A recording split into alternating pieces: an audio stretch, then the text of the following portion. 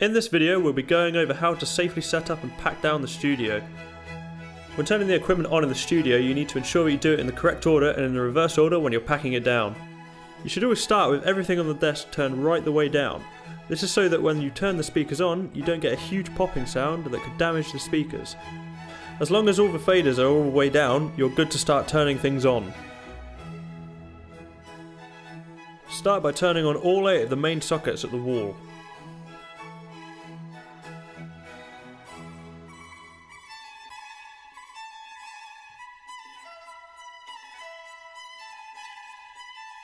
Next up is to turn on the desk itself, which is done by flicking the switch on the black box to the right of the desk.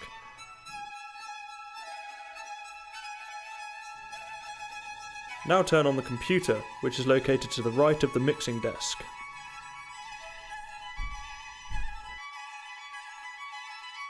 It is important that you make sure both the M-Audio system and the MIDI keyboard are turned on before you load up Cubase, otherwise you'll run into problems with sound.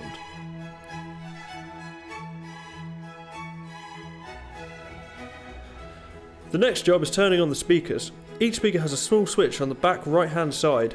Up is on, down is off.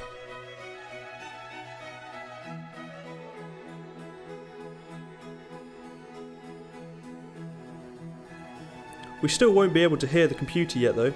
We still need to send the sound from the computer to the speakers.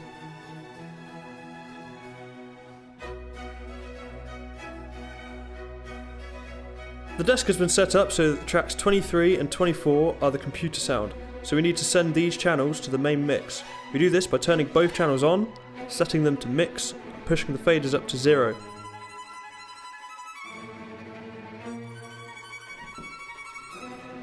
Finally, use the yellow master slider to control overall volume.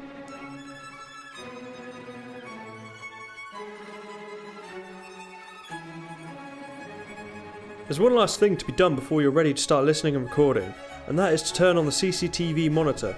Press the power button and then the TV/AV/DVD button until it's set to AV.